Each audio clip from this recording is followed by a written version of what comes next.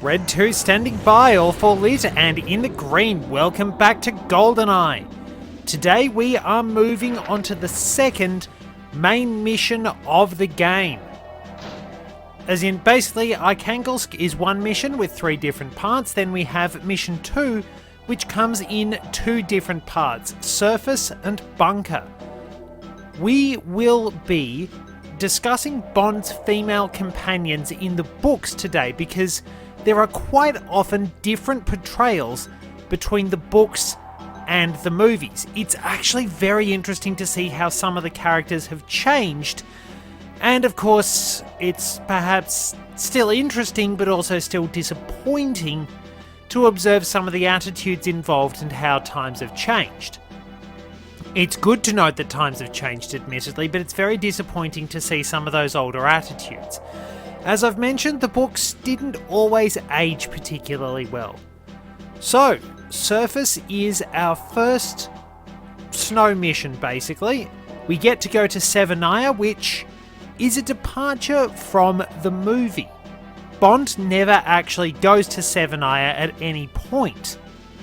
But it just pads things out a little bit, gives us a bit more to do, and that flexibility also helps make the game a bit better.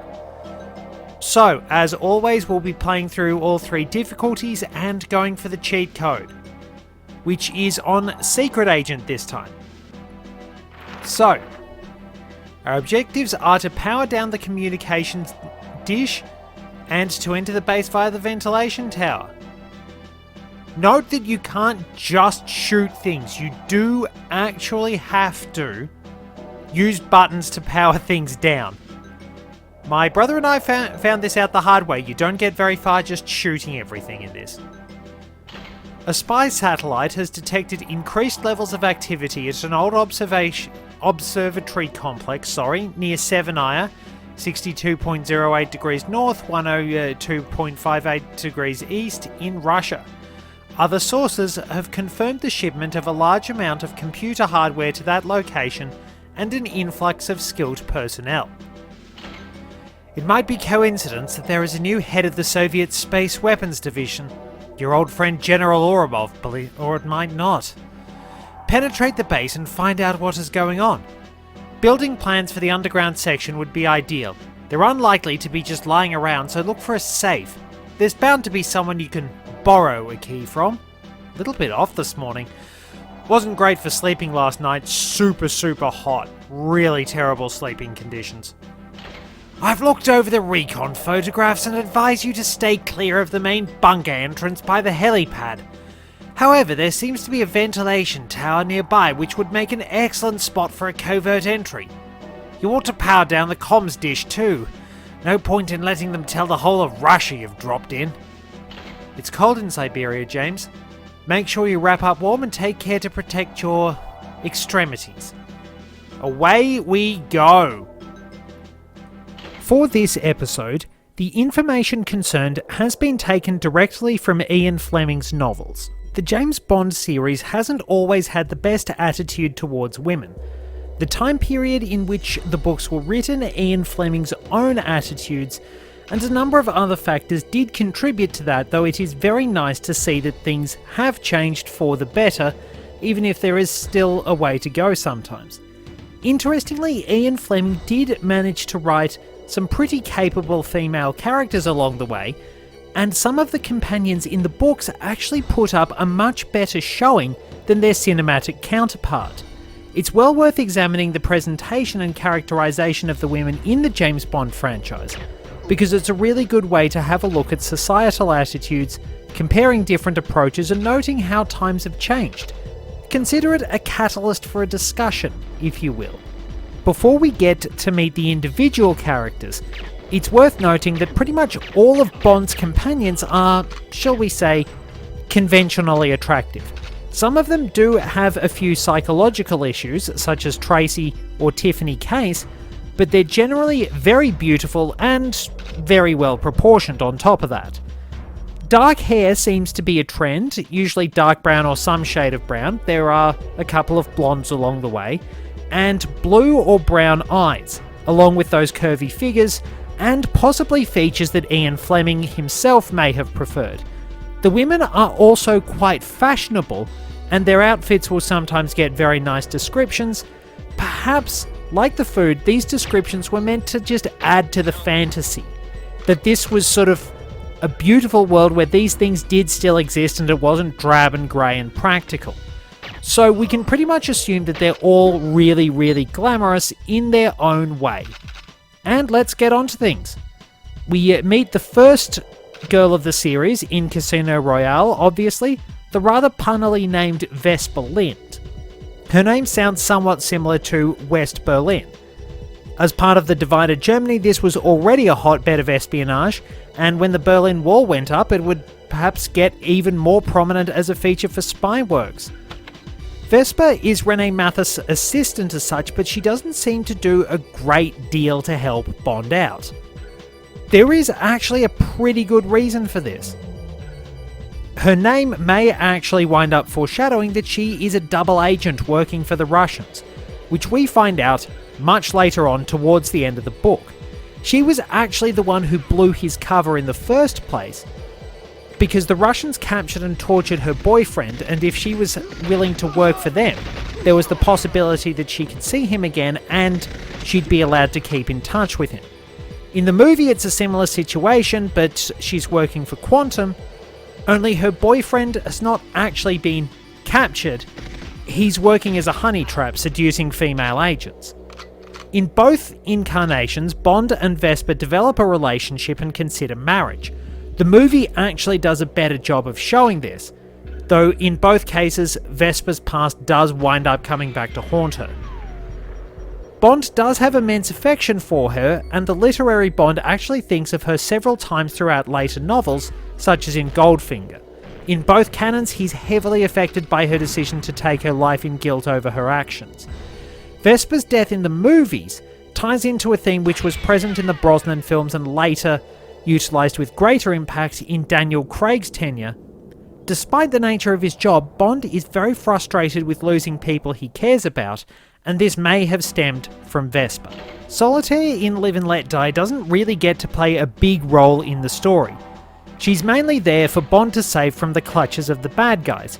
Fleming once mentioned the idea of the heroine being saved as the good Fleming saving the girl from the bad Fleming in a sense. Solitaire sees Bond as a way out of her situation, a psychic and aid of sorts to Mr. Big, and also being his intended bride. He does remark that he will be interested to see what their children are like, though I'm not entirely sure if that's intended to trigger some sort of racial revulsion in the reader. Given the attitudes of the time, it's entirely possible. Solitaire was first met by Mr. Big in Haiti, where she performed a telepathy act in a cabaret. She was taken into his employ from there. She is indeed very beautiful, and Fleming does spend a bit of time describing that beauty, interestingly enough mentioning that she looks like she could be a colonial slave owner, which is not a great passage to have in all fairness. She mostly seems to serve as the beautiful companion to be rescued. She's desperate to get out from under Mr. Big's thumb, and while Bond suspects her frantic request may be a trap at first, he nonetheless allows her to travel to Florida with him when he has to get out of New York just to take the heat off after killing a few of Mr. Big's men. Her role otherwise is to provide information on Mr. Big's organisation, his operations, and the superstitions and beliefs with which he controls many of his operatives. She certainly isn't the action type, but that's understandable. The situation is similar in the movie, with one major difference. She's shown to be one of the few people who ever beats James Bond at cards. Strangely, Bond's companion in the novel Moonraker has not appeared anywhere in the films. Gala Brand had been involved in the Moonraker project, working undercover for Scotland Yard under the orders of Commissioner Harry Vallance, an ally of Bond's I didn't manage to fit into last episode. Gala is extremely skilled, appearing to work as Sir Hugo Drax's aide, but she is actually trying to get information on what's happening. Bond initially finds her a bit prim and cold. He does regard her as a professional though. She displays great skill with ballistics, trajectories and calculations, having been investigating Drax for about a year and not quite managing to find enough to convict him, but enough to convince people something's up. These skills actually enable her to discover Drax's true intentions of launching a fully armed Moonraker at London, destroying it in a nuclear blast.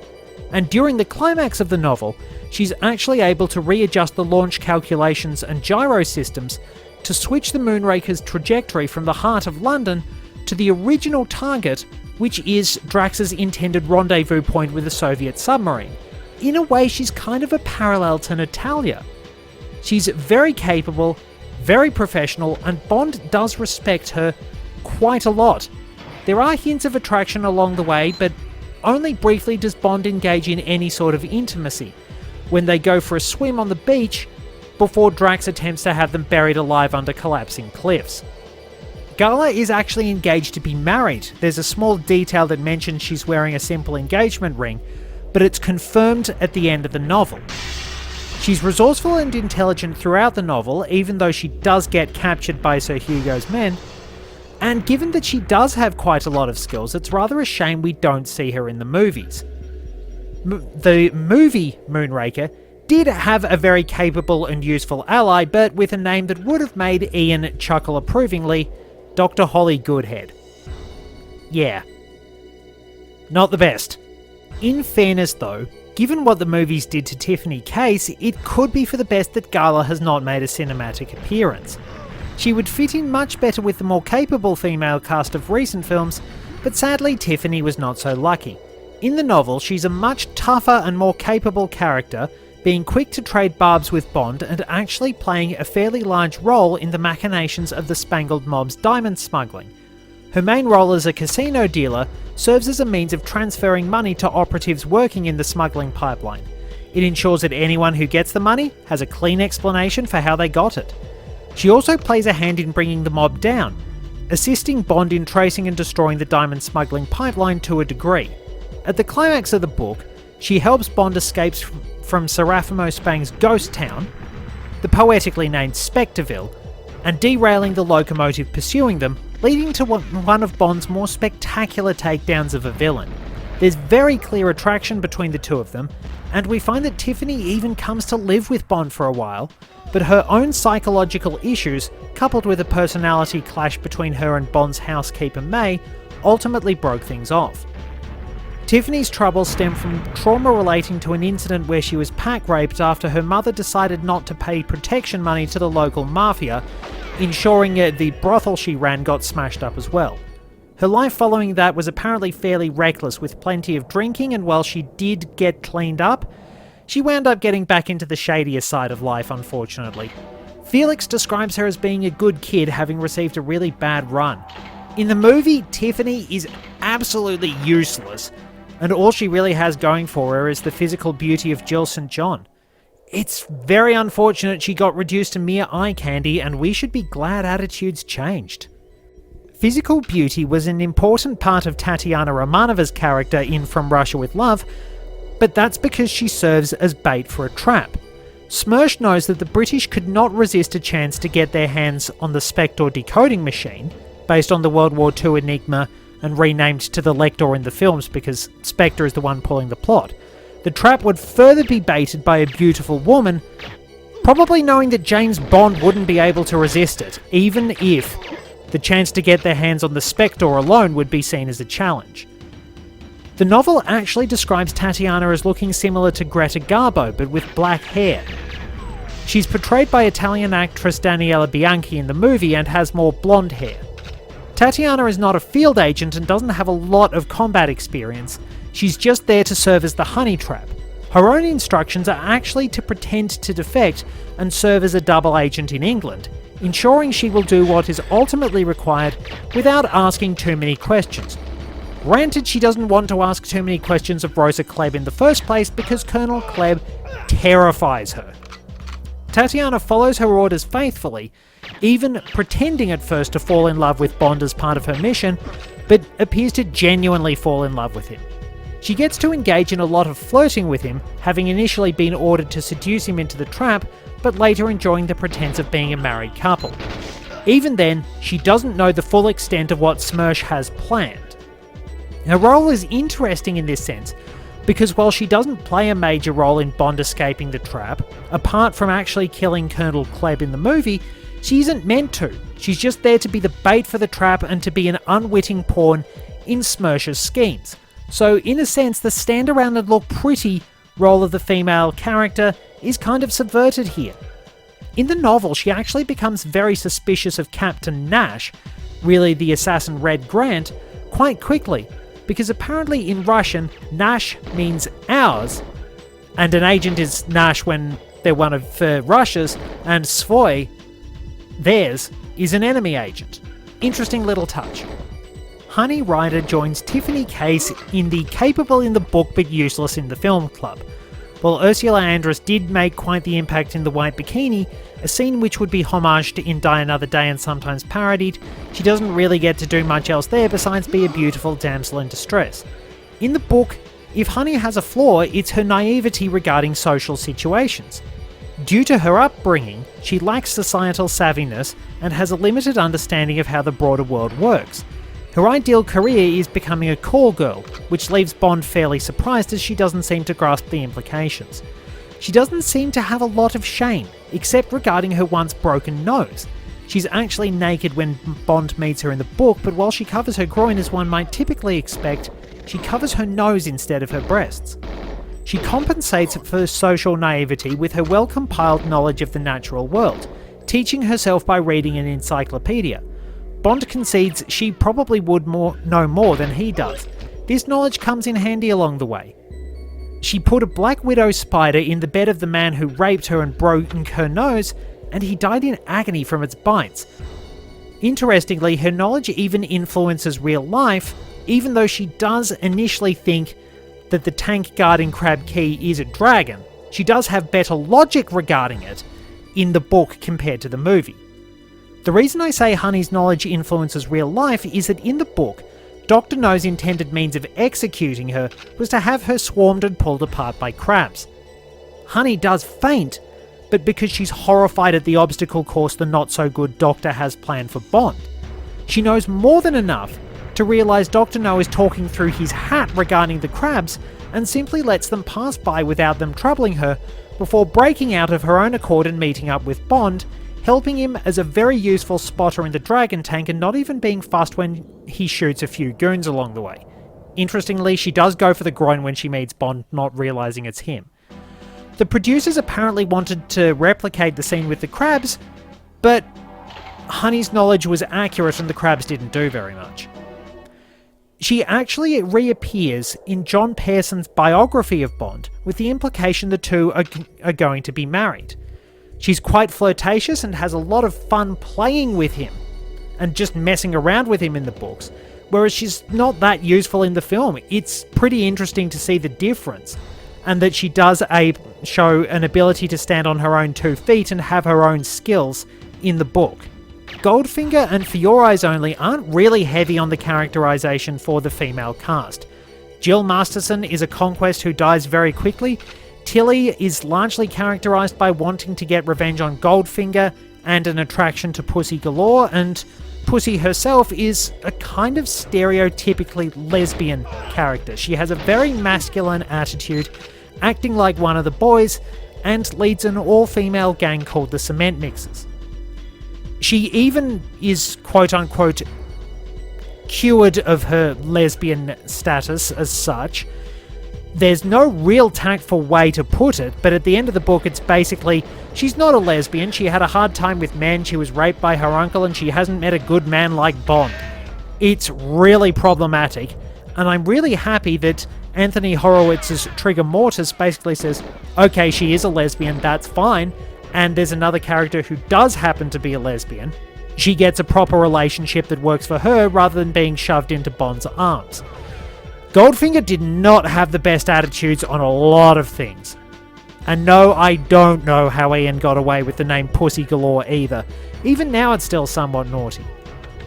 We briefly get to meet the beautiful Mary Ann Russell from an agency called Shape in From a View to a Kill, and Judy Havelock, the vengeful daughter of M's old friends, pops up in the titular story For Your Eyes Only. She's basically there trying to get revenge on her parents, and doesn't have a lot of characterization. When they made the movie For Your Eyes Only, Melina Havelock, another story. Her character arc is really well done, and the relationship between her and Bond is well developed, but there's not a lot in these two books, unfortunately. Thunderball introduces us to Dominetta Petacci, a fiery-tempered and spirited Italian girl who is the mistress of Emilio Largo. Bond knows that she's connected to the Disco Volante and to Largo because he's studied immigration forms, and is able to start some sort of connection with her. He does spend a bit of time with her along the way, meeting her not only when he arrives in Nassau, but also at a casino where he winds up gambling against Largo and ultimately beats him because of course it's James Bond. Domino apparently had a crush on the sailor whose image appears on the packet for Players cigarettes, her favourites. There's an interesting discussion about this which reveals some of her characterization, gives her a little bit more of a human side, something that wasn't always present in a lot of Fleming's female characters. She states that she both loves and hates to the hilt, yet she can't quite make up her mind about Largo. She ultimately winds up hating to the hilt when Bond reveals that he was the one who had her beloved brother murdered. While she's upset that Bond does want to use her in order to get information about Largo, she nonetheless winds up helping out, and while she does get caught with the Geiger counter Bond gives her, she absolutely refuses to talk under torture. We do at least get some acknowledgement that while she's not necessarily the action type, she's still very, very tough no matter what. She withstands the torture and manages to swim all the way to the fight between the US Navy and Spectre's forces despite being badly injured, and is the one who kills Largo, putting a harpoon through his neck. Felix acknowledges at the end of the book, "I swear I'll never call a girl frail again, not an Italian one anyway." She is pretty tough and pretty resourceful, but at the same time she doesn't really have a huge role. She's got a fair bit of capability, but it's almost like she feels a little underdeveloped, like she could have been used a bit more because she's obviously got a bit of potential as a character. She's there for Bond to interact with in order to get the leads, in a sense. The Spy Who Loved Me is kind of an interesting one, since Vivian Michel, the female lead, is the main character. Most of the book does actually deal with an insurance scam for which she is intended to be the patsy, and the couple of hoodlums menacing her. James Bond only appears later on. He's been pursuing a Spectre agent through America, and winds up stopping the scam and ultimately killing the gangsters.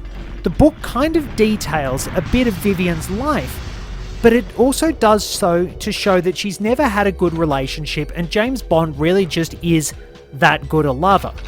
In a sense, you could technically argue that her characterization kind of exists to show how good James Bond is, even if he does have a few flaws along the way, but at the same time, that he's the sort of man you don't want to get caught up with. It's really hard to define her. It's an interesting experiment and worth a read, but I'm not exactly sure how much of an impact she has, because she is, in a sense, just an elaborately written damsel in distress. On Her Majesty's Secret Service actually introduces us to two of Bond's female companions. Mary Goodnight winds up falling into the capable in the books but useless in the films category. She's probably one of the most useless characters in the films, but she is incredibly capable in the books. She actually has black hair in On Her Majesty's Secret Service and blonde hair in The Man with the Golden Gun. She takes over as secretary to the 00 section after the retirement of Loelia Ponsonby. She's generally described as quite beautiful, as you might expect. Interestingly, before he met Tracy, Bond's main competitor for her affections was 006, though not Alec Trevelyan. Goodnight is a very helpful secretary who seems to be well on top of managing the section, and is able to get Bond straight to M after he leaves Piers Gloria in rather rough fashion, so that all the details about Blofeld's latest scheme can be delivered to the necessary authorities. She definitely cares a lot about Bond, though we don't know if it's romantic at first. When she appears as the focal female assistant in The Man with the Golden Gun, she's been transferred to Jamaica under Commander Ross at Station J, though he's apparently disappeared. She provides a lot of background information for Bond and is very helpful at supplying him with what he needs to know regarding Scaramanga's operations and the involvement with the KGB. Her second meeting with Bond nearly gets the two of them busted when Scaramanga comes by Bond's hotel room, but they're able to bluff their way out of it. Bond does have vital information and is able to set up a trap for Scaramanga with the assistance of Felix Leiter. Her last appearance is helping look after Bond during his recovery at the end of the book. She passes on the information that Bond has been offered a knighthood, but he winds up turning that down. Goodnight's very clearly intelligent and has a few practical skills and can think on her feet incredibly well. It's a shame what the movies did to her. She's just so useless, it's unfair. It's very degrading on top of that. And then we come to Tracy, the only woman to have been Mrs. James Bond, even if for a tragically short moment. Tracy, short for Teresa, which she thinks is too grand in the books, is quite a troubled young woman living recklessly and gambling wildly. Bond's first encounter is when he's driving to the casino where they have their first proper meeting. She's quite a reckless driver, and we see that she winds up making a bet she cannot cover, but Bond saves her by stating they agreed to play in partnership and hands over the necessary money. After this, they of course make love, but she kicks him out in hysterics and winds up attempting to drown herself the next day. Though we do see her suicide note made it to her father, Marc-Ange Draco, no less than the head of the Union Course, which is perhaps older and more dangerous than the Sicilian Mafia. The note did admit that in any other situation, Bond might have actually changed her mind. Draco states Tracy needs a man to help her recover after living a self-destructive life, as if seeking to spite him with her countless outrages and follies among the fast set of Europe. He even mentions that she was married once, but he took most of her money and left her, and the child they had died of meningitis. Ever since then, Tracy has been even more self-destructive. Bond does agree to court her, but only if she gets proper therapy. The idea ultimately does grow, and Bond does develop a proper relationship with her. We don't get to see a lot of it, but it's very clear they do like each other, especially in their next meeting. Tracy appears after Bond has escaped from Piz Gloria, and she proves quite the getaway driver, having managed to get proper rally tyres for her car. She reveals that her father asked her to keep an eye on Bond during his mission to uncover Blofeld's schemes, since her therapy treatment was actually in the area, and she managed to track him down with a fair bit of savviness. She does know he's involved in the Secret Service as well, but is determined to keep him safe.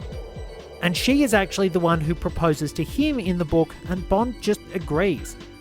They have a few romantic moments framing the mission to Piz Gloria, and ultimately, they wind up with having what should be the happiest day of her life when they get married at the end of the book. Unfortunately, Blofeld would exact a terrible revenge that would drive James Bond into a self-destructive spiral of his own. In some tragic way, at least she died happy. You can tell there's a lot to talk about because I'm kind of having to pad things. I ran out of space on screen again because everything actually went really, really smoothly in this. The last female lead introduced, since we already met Mary Goodnight, is Kissy Suzuki, an armour from Japan who works as a pearl diver and owns a bird named after David Niven. She winds up essentially providing a cover of sorts for Bond. She doesn't really know a lot of what's going on, though he is able to tell her if he wants to, since the priest of the village is apparently involved, and she knows that apparently somebody very important, Tiger Tanaka, is involved. She helps look after Bond and essentially serves a role similar to Quarrel in that she provides a bit of extra training for Bond. She does wind up falling in love with him for real, and winds up looking after him in the aftermath of the destruction of Blofeld's castle. Interestingly enough, Kissy is the only female character in the entire series James Bond gets pregnant. There you go. She does genuinely care about him and wants him to live his happy life as a pearl diver with her, but when he starts to recover bits and pieces of his memory, she knows she'll have to let him go, even though she's very scared for him. She doesn't have a huge amount of characterization, but she is very kind, very loving, and very supportive. Even if she doesn't know a lot of what's going on, she does have a lot of affection for him and really does want him to be safe. She gets a bit more of a role in the movie, being a bit more active, but at the same time there's not as much characterization to her. And that pretty much sums it up. I've probably had to add in a little bit of padding, unfortunately, but that is how it goes. I have a lot of information to share, and I can't always get it right for the footage. I'd probably better actually record a bit more footage next time just to be on the safe side, because you could go into so much in-depth information about Bond's female companions and how the depictions of them have changed, how they're different between the books and the movies, and how societal attitudes have changed. I honestly think that the books should be allowed to stand as they are, as a time capsule of the societal attitudes, so that they can serve as a catalyst for discussion and observations on how much things have changed and how much we still need them to change as well. In that sense, they do serve an important role.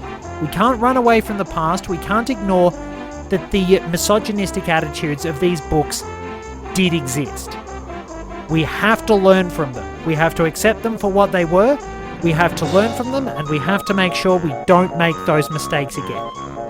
Okay, so we've goofed around a bit with our cheat 2x grenade launchers, which didn't even show up. Somehow I glitched the game a bit there.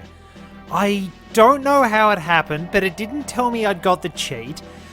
Then when I actually switched to the grenade launchers, they didn't show up in my inventory. I mean, it's been a very, very long time since I've actually played with just a standard cheat like that, as opposed to having all guns. A little unusual, whoops. Still, wound up having a good bit of fun. 2x grenade launchers is handy, but the problem is that you're not getting a lot of ammunition for them. They're a little impractical. It's best to show them off on Surface 1. We do actually go back to 7 Isle later, because, well, there's ammunition for the grenade launcher in this one. It's very handy. The grenade launcher will bounce off walls, so you can deliver some pretty powerful bank shots with it. It's strong, and it's also, I mean, all explosions are, but it's got a very nice bit of attention to detail. Each time you fire it, the cylinder actually revolves. Similar deal with the Cougar Magnum, which we're going to see later in the game. The hammer operates each time you pull the trigger. It's an excellent level of detail, really. So, let me just try something again, because I want to see if it's actually cooperating.